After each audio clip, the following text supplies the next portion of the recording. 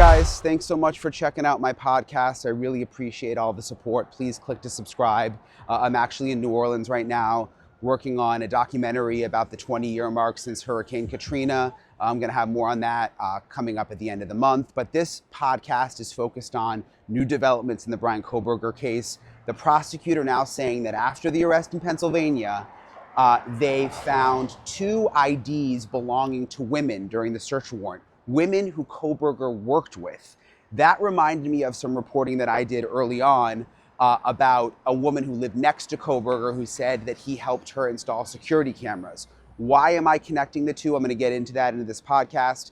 Also, the prosecutor is now talking about toxicology results related to the victim, something we haven't heard about before. Now, all of it, I'm going to go into it all coming up on this edition of Bryan Investigates. Hey guys, sorry if I look a little sweaty. First of all, it's really, really hot in New Orleans where I am. It's like a scorcher and it's been a long day, but I want to go over this new information with you in terms of the Bryan Kohberger investigation. This new reporting comes from Kevin Fixler at the Idaho Statesman. He had an interview with Bill Thompson, and just for full transparency, so you know why I'm sourcing Kevin on this, Bill Thompson, I've been trying to get an interview with him since before the sentencing, trying to set something up several times. And all my requests have been ignored. I'm not really sure why. He's done a lot of interviews with other national media, with local media, but for whatever reason, my requests have been ignored. I've actually interviewed him once early on, actually before the arrest, right after this all happened, before Kohberger was arrested, but I haven't been able to interview him since the sentencing. So I'm going to go off of Kevin's reporting with the Idaho Statesman. Again, he's a wonderful reporter, and he had this phone interview with Bill Thompson. And something really interesting that stood out to me is Thompson talked about these 2 ID cards that were found after Bryan Kohberger was arrested. When they did the search warrant in Pennsylvania, they found 2 ID cards belonging to women, and I want to read you this. The 2 ID cards were of 2 women who were former co-workers or acquaintances of Kohberger from several years earlier, Thompson said. At least one of them was from when he worked at a part-time security officer at the Pleasant Valley School District. Kohberger graduated from the district's high school, and his parents previously worked for the district. Sorry, I don't have my glasses out here, so I can't see that well. Both of the individuals were contacted by investigators. Thompson told Kevin they don't know how Mr. Kohberger ended up with those items, and they had not been harmed or threatened or anything themselves, Thompson said. So that's interesting. We had heard about these IDs. There were some IDs listed on the initial evidence sheet that we were able to get our hands on from the search warrant. But in terms of them actually being people who Kohberger worked with and females, why he had these IDs, how he got these IDs, we don't know. It, for some reason, reminded me of something that I reported on early on. After Kohberger's arrest, he had a neighbor, someone who lived close to him in Pullman, Washington, where he was living, obviously, when he was getting his PhD in criminology at Washington State University.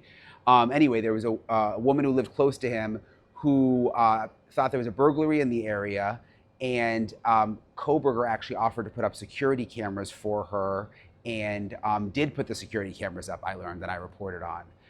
And stick around, because later in the podcast, I'll interview Bobby Chacon, who is a former FBI agent and attorney, and he has some really interesting insight into what he thinks was going on there with why Kohberger put up those security cameras, which is kind of alarming. But this story about the women IDs in Pennsylvania, for some reason, reminded me of that, and just, I don't know what was going on there, but interesting. Also, Thompson told Kevin asked about the toxicology reports. We haven't been able to get the actual reports, but Bill Thompson told Kevin that there were varying levels of alcohol intoxication in the 4 victims, but no illicit drugs, which I'm glad we can just put that to bed, because people have been saying, oh, it was a drug house and blah, blah, blah. I mean, I reported it was a party house because they did have parties there, but the fact that it was a drug house and that people sold drugs out of there, I never saw anything to support that. And now the prosecutor is saying that there was alcohol in their systems, but no illicit drugs. And it's like, I mean, if you tested me in college, probably most weekends, you would probably find high levels of alcohol in me. So, but that is new.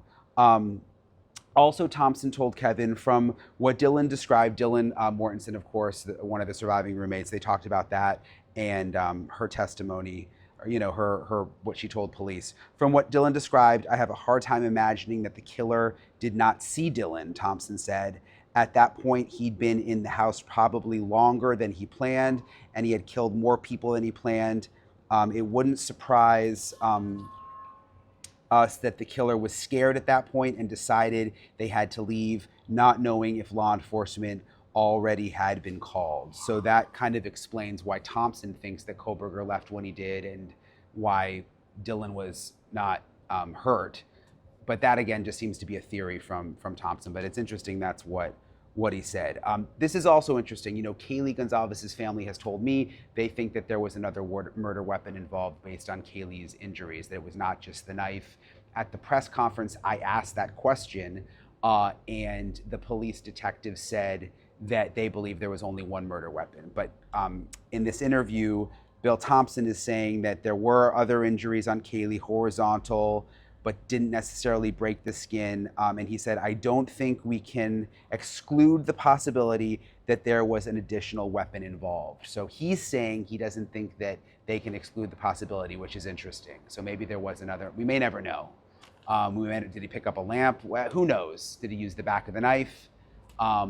We may never know, but backs up what Kaylee's family is saying based on the injuries, that they don't think it was just the knife. Morgan & Morgan is sponsoring this podcast. They are America's largest injury law firm. They are a firm with over 1,000 attorneys in just the past few months.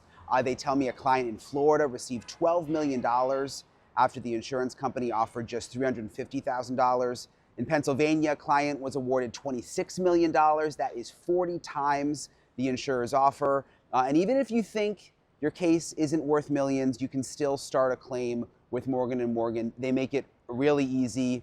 You start the claim from your phone if you want in just 8 clicks. All you have to do is go to www.forthepeople.com/Bryan, or you can click on the link below, or just scan the QR code that's on your screen. Something else interesting that Thompson talked about is Bryan Kohberger's parents. I've reported that they were put in zip cuffs after Bryan Kohberger was taken away, or when they first went into the house. Bill Thompson is saying that they were casually questioned during the raid on their Pennsylvania home. That's the way he put it, which is just interesting when I think about what I confirmed, that they were put in zip cuffs. That just sort of stood out to me because when he used the word casually. And I'm going to talk about that more in a second when we get into the interview with Bobby Chacon, the former FBI agent. Sort of more details about what I've learned about Bryan Kohberger's parents, some grand jury testimony, and all of that. So take a listen. I'm going to go over all these new details and more with Bobby Chacon, former FBI agent, also an attorney.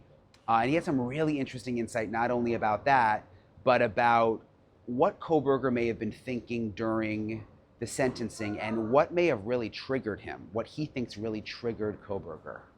I wanted to ask you first about the ID cards that were reportedly found when they did the search warrants after Kohberger's arrest, that they belonged to 2 former coworkers, females, acquaintances of Kohberger, one of which he worked with when he was doing a part-time security job for the school district back in Pennsylvania. And the women apparently said they don't know how Kohberger ended up with those ID cards. What do you make of that? Well, what we've seen in serial killers, I'm not saying Kohberger is a serial killer. He could have been a budding serial killer, or what we've seen is an escalation in activities. In other words, you don't start with butchering 4 people in a single event.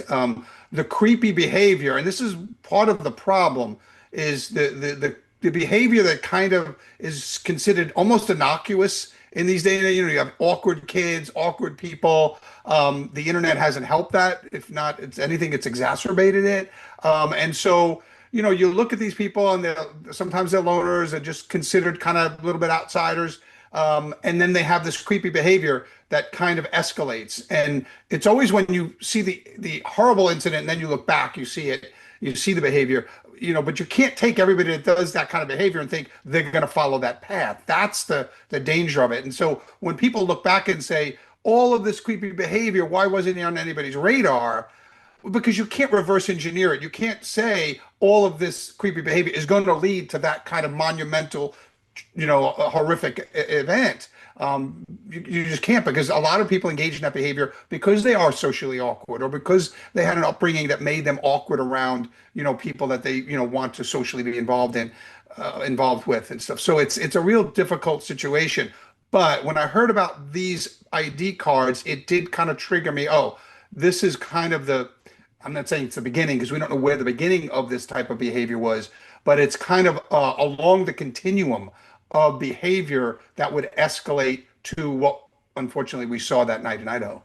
Yeah, I was trying to think about it. I just can't think of any logical reason that he would have two former coworkers who are females. Why would he have their IDs? He And then probably, he probably was infatuated maybe with them, or this was his way of kind of engaging with the opposite sex seems to be very awkward, very off-putting to a lot of people, as we've read in some of the reports now. And just very uncomfortable. And so, he probably took these things and fantasized maybe about these girls, or, who knows, but, it's hard to evaluate somebody that you've never kind of actually interviewed or so. But this is the type of behavior that we've seen. It's almost like, we've all seen the keeping trophies of serial killers, keeping trophies of their victims. This is kind of the infancy of that. He fantasized about maybe these girls that he saw every day. Wanted to approach them, maybe approach them in an awkward way. But this was one of those trophies that he could get from them in that early stages of what we now know became, a vicious killer. it's interesting when I read this new report and this came from the prosecutor, it reminded me of something that my producer, Allison Weiner, was able to confirm months ago when we were investigating. And that's that in his apartment complex in Pullman, Washington, where he was living to get his PhD in criminology, she was able to confirm that a neighbor in the apartment complex was nervous after a burglary. And apparently, I guess this neighbor knew Kohberger and knew him, just from being in the complex, and that he actually offered to install and did install surveillance cameras for her because she was nervous about this burglary. And I don't know, not to connect this to the ID cards, but it made me wonder. It just seemed odd that he did that. It almost made me wonder, like, was it a staged burglary just so he could sort of get close to this girl in the complex? I mean, that's certainly a possibility. It's actually probably a strong possibility, because then, as we know with these types of things, he could have probably tapped into that web-based security system that he himself installed and monitored her inside her own home as she's bathing or she's doing her daily routine or whatever. He could probably have tapped into that. I'm not saying he did, but that's certainly one of the things he could have done when he was the one installing it. Okay, yeah, interesting. It seems like that could definitely be the case. Also new from this new report from the Idaho Statesman, and this all comes from the prosecutor. We never knew anything about the toxicology results with the victims. The prosecutor has now said that they had varying levels of alcohol intoxication, but no illicit drugs, which just I've gotten to know a lot of the victims' families, and they've kind of been dragged through the mud at times. Oh, it was a party house. It was a drug house. I mean, the kids were just drunk, which I mean, who in college isn't on the weekend? Right, exactly. Um, Yeah, and I thought the first thing, I mean, when I first heard it, early Sunday morning at a college house, if it was my house when I was in college, I would have been probably up till 3 or 4. I would have been probably very, very deep sleeping because of the alcohol I consumed that night, and that's nothing was out of the ordinary for me when I read about the situation. I did, the fact that he struck at that time. I don't know if that was a planned thing, but certainly that's when these victims would have been at their most vulnerable. yeah, right. I guess it makes sense if there were, and he just said varying levels of alcohol consumption, but it would make sense why they were in an even deeper sleep. Why, especially, why it was easier for Kohberger to do this so Absolutely. quickly, not, maybe them not fight back as much. Right. Oh, you're probably still half drunk. You're waking up, you don't know really what's happening. And a big knife like that does not take a lot to inflict really serious, fatal wounds. When I was at the press conference after the sentencing, they said they believed that the knife was the only murder weapon, but now the prosecutor is acknowledging that one of the victims, Kaylee Gonzalez, had injuries, horizontal injuries that didn't break the skin and could have been caused by the knife, but maybe not the knife. And her family has said they think there was a second weapon based on some of the prints and the injuries that she had. And now it sounds like the prosecutor's not ruling it out. What do you think? I think it's probable, and I think that I would hope that they, when they did the crime scene, they would have looked at something else in the room. In other words, if he's struggling with one, he has one weapon and he has multiple victims now alive at the same time. He could pick up a lamp and smash somebody in. So you don't know if he used something that was there that was hard enough, like to cause blunt trauma or cause those bruises and lines without breaking the skin. It could have been a weapon of opportunity that he just reached out and found in that room, or it could have been something he carried. But I think that, in my opinion, and again, this is just my opinion, he was there for one victim and he had a big knife to take out that one victim, and everything else after that was not a part of his plan. Do you think we'll ever get the full story? I mean, based on what you know about him, do you think he's just holding that back and one day is I don't know, like gonna shit himself? Yeah, I mean, it depends on his level of narcissism. So, like the Chris Watts case in Colorado, who killed his wife and two little girls. We found out later, after he had been in jail, through letters that he was writing with a woman on the outside, the full story, and then we got it. So I think that there's a chance that we could get the full story, but the only way you're going to get that is if Kohberger sees a way to feed his narcissism in telling those parts of the story, because he has all the cards right now. He has all the information, and you can't force his lawyers to tell him, even though they know it. And so, yeah, I think that if in the future he can use that as a bargaining chip in something he wants, or simply to feed his narcissistic desires, we could get it. But that's probably the only way you're going to get it. It's interesting, the parents, Kohberger's parents, obviously their house was raided in Pennsylvania when he was arrested. And the prosecutor has now said that he wasn't even going to call the parents if they had a trial. He said that they had nothing really substantive to say and that it was just casual conversation after the arrest. But we've learned that they were zip tied or zip cuffed, they call it, when they went in to get Kohberger. First of all, is that unusual to you that they would have been zip cuffed?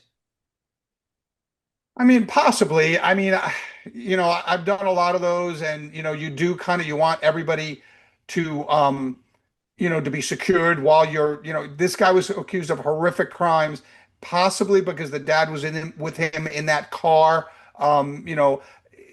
They might have thought the dad could have been, not maybe not an accomplice after the fact, but at least obviously sympathetic to his own son, and I hate to say it, but like in the Gabby Petito case, where the parents of the killer there probably helped him after the fact. You don't know what's going to happen, and so putting someone in a zip cuff, you put it on for the 5-10 minutes it needs to be while you get the main suspect in custody and handcuffs, and then you cut them off, and it's really no harm, no foul. It's just to keep everything secure, in those first few minutes of getting him into custody, because you really don't know how he's going to react. You don't know how the parents are going to react, and it's just an abundance of caution to do that. We confirmed that there was a grand jury in Pennsylvania separate from the Idaho case. In Pennsylvania, they were trying to determine after the arrest whether Kohberger could be connected to any other unsolved cases in Pennsylvania. So they convened this grand jury, I guess, to go over some of these old cases. And we confirmed that the parents were called to be a part of that grand jury to be questioned. But I mean, obviously it was a secret process. We never got much more information than that. What do you make of that? Well, I think that they really wanted to, leave no stone unturned. And I think that they were looking at the possibility that his behavior, that this wasn't the first time, maybe not that he killed someone, because I certainly think this probably was the first time he killed somebody because he was so sloppy about it. But I think that maybe there were other either attempts, or these guys tend to kind of dip their feet in the water a little bit. Like the last serial killer case I worked was Israel Keys when I was with the FBI, and we know that, his very first victim he let live. She talked him out of killing her, and she did a really fantastic job. But after that, he was so desperately afraid that she was going to go to the authorities, and she was a random victim. He didn't know who she was, that he was always looking over his shoulder, and he vowed to himself that he'd never leave another live witness. So I think that, they were looking for that type of behavior, early on behavior, that maybe he left some victims out there. And they were either too afraid to report it, or for whatever reason didn't want to go through that process that we know can sometimes be, horrific on victims. And so I think they were looking for instances, of that, because these cases tend to be an escalation of behavior that lead up to when they do their first kill. And then, of course, they get better. The good serial killers get better as they go on. It's interesting you brought up Gabby Petito. I thought the same thing because I covered that story, and there's all sorts of questions about what his parents knew after the fact, when he came home without her and they hired this lawyer and stuff. Um, Obviously, there's no evidence that the Kohbergers knew anything ahead of time, and I've seen them in court. The mom looks devastated, and they are victims in this in a certain sense, I think too. But if they Sure. were suspicious of him, I mean, he was wearing gloves. We've confirmed every time he would leave the house in Pennsylvania. Granted, he had OCD, but there were a lot of weird things going on. Could they be in any sort of legal trouble, do you think?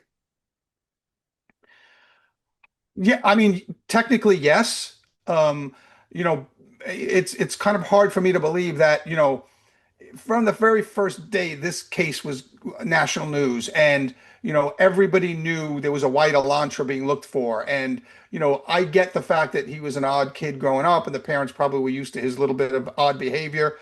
But the fact that four students were murdered very close to where he lived, and a white Elantra was used, and he then wants to drive his white Elantra, which he had just really gotten to Washington, driven there, just got the plates for it registered in that state, and now he wants to drive it, just for a short vacation break back to Pennsylvania. As a parent, now, look, I have an investigative mindset like you do. My dad was a cop, so it's like, you don't put those together, that there's a white Elantra. The entire country's looking for a white Elantra. It's on the news every night. Your son has a white Elantra, lives 10 minutes from the victim.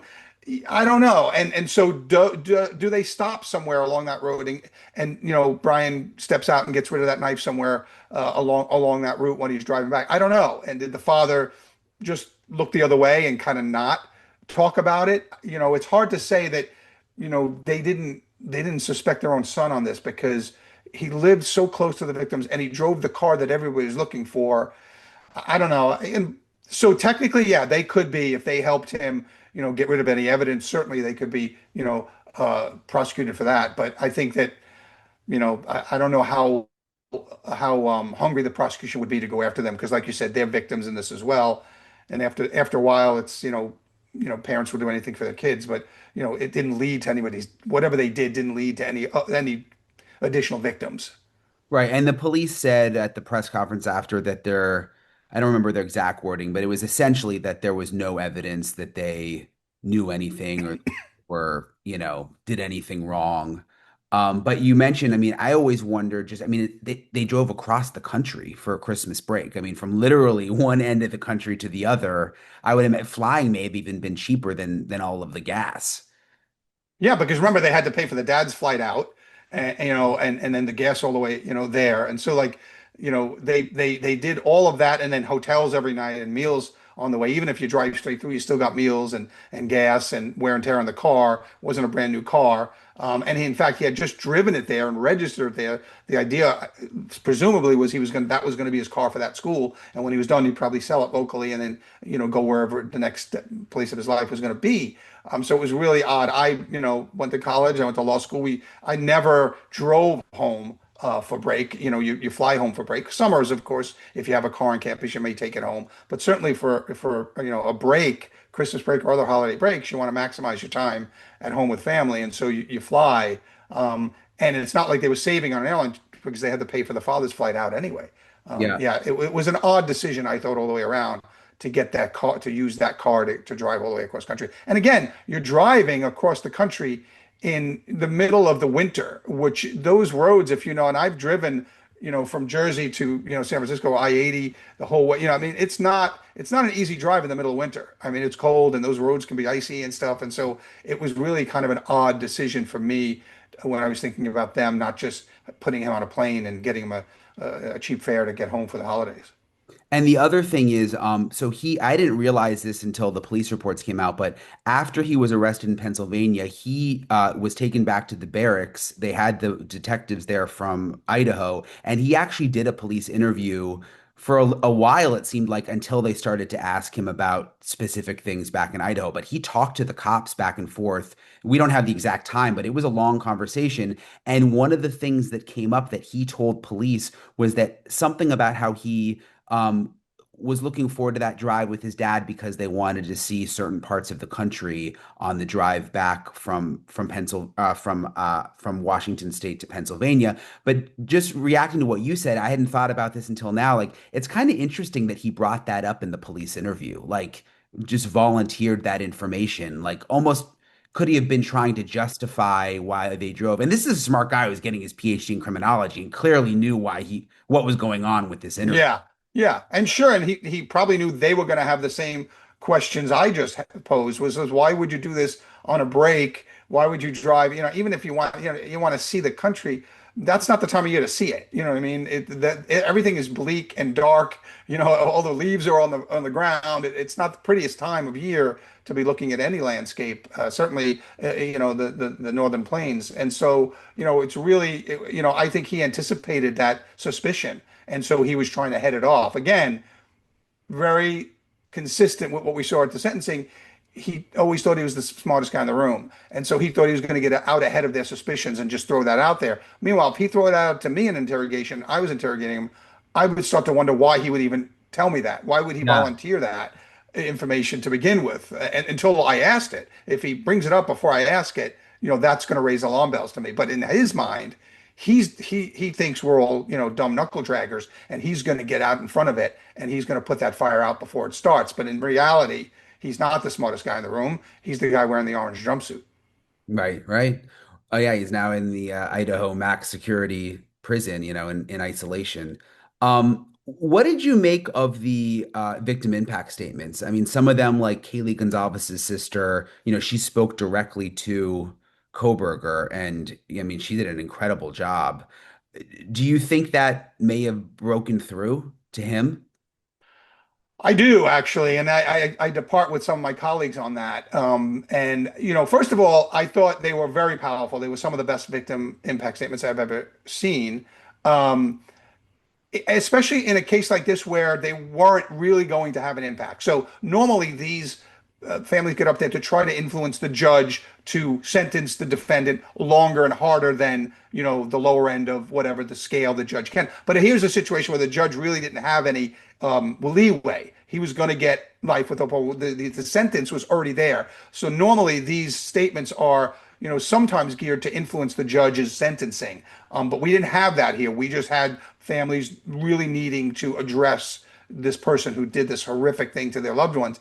And so I thought the grandmothers were great. I thought Kelly's sister was the best. I thought her mom and dad also did very well. I really struck me, I got a little emotional when I think at the very beginning of her statement where she said, you know what?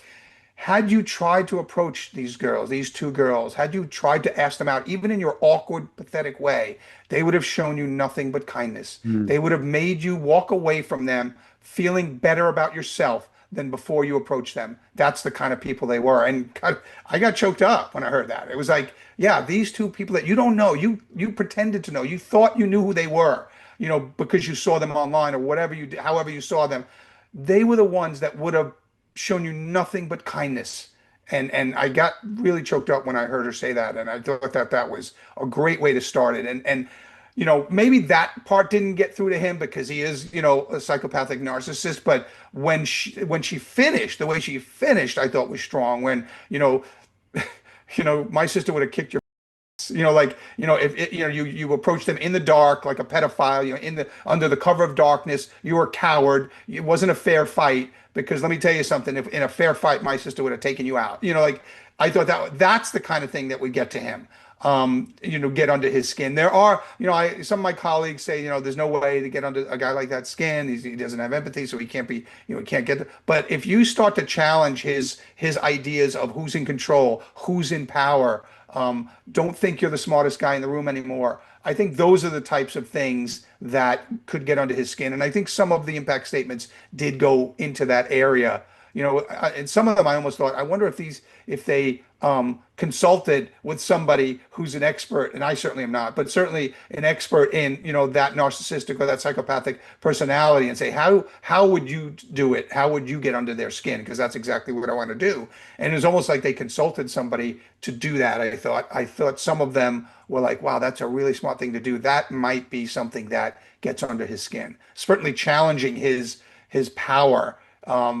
Was I think the one thing that might get to him. In his mind, he might be really fuming. Now, obviously, he was well prepared by his lawyers not to make facial expressions, not to do anything, body language wise. But I thought in his mind, he was probably raging when they were challenging him on those types of areas. When the roommates who were still in the house during the murders were talking, I couldn't help but think when she was describing the fear she's living with and how it ruined the rest of her life and all this stuff, I couldn't help but think he's getting a thrill out of that, knowing psychosexual killers the way I do. And I have several retired FBI text threads, and I immediately got on. And two of my good friends that I talk to literally every day are Jim Fitzgerald and Jim Clemente, two fairly famed FBI profilers. And I'm like, hey, and we were all watching it together. We're texting back and forth, and certainly I'm like, hey, is this guy getting a kick out of this? And they're both like, yeah, he's probably aroused under the table, listening to the fear that he instilled in her. He's reliving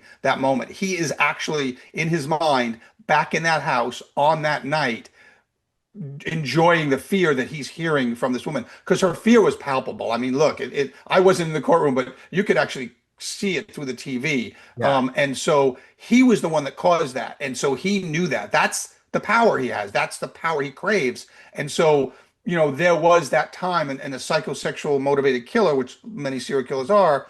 Again, I'm not saying he's probably a budding one, but or an aspiring one. During that portion of the statements, I thought probably he was enjoying that part of it, knowing that he instilled that fear, because that's what they do oftentimes. Now, in these murders happen very quickly, but we've seen ritualistic murders where they enjoy putting the victim through that fear. And so I think that him sitting there hearing that kind of fear, that's the power he had to instill that fear on another human being. There was probably some level of enjoyment that he was getting out of that. What did you think about the plea deal? Did you think it was a good move from the prosecution side? Yes and no. I mean, like, I'm a death penalty proponent, and I would have liked to see him get the death penalty. But I also know that there's a risk every time you roll the dice. And I was a juror 2 years ago here in California on a murder with special circumstances jury, the highest charge in California that we have. And even though I have a career in law enforcement and I'm an attorney, they kept me on the jury. And I knew how fragile juries are.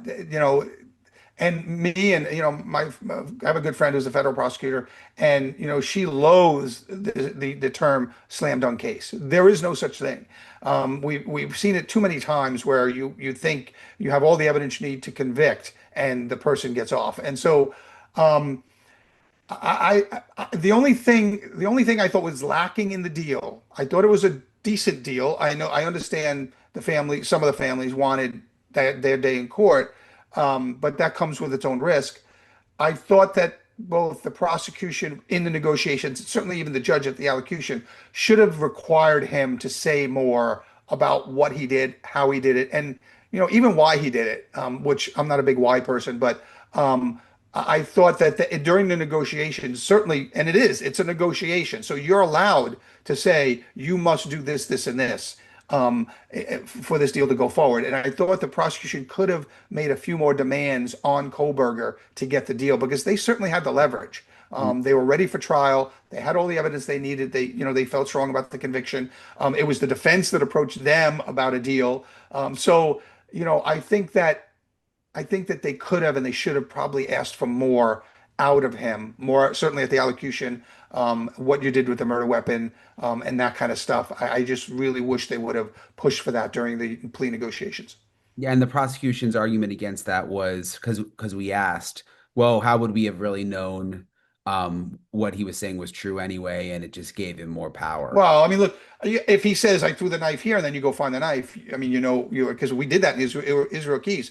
I mean, he had killed a couple up in New Hampshire, upstate New York, and I took my dive team up there and we found the gun that he used exactly what he told us the gun was. And it was, he was in Alaska and this was up in New England. And so he had a memory of where it was and we went and we found it. And so there are ways to verify information. I mean, we do that all the time with witnesses, with cooperating witnesses, with informants. I mean, that's part of our big part of our job is corroborating, information that we get from questionable sources. And so there are ways you go about corroborating information. I mean, I don't think you stray away from it because you think you won't be able to corroborate it. I think there's many ways, depending on the source or the type of information, there's many ways you can go out and corroborate it. Thank you so much, Bobby, for coming on, all your insights. Really appreciate it. Anytime. Thanks, Brian.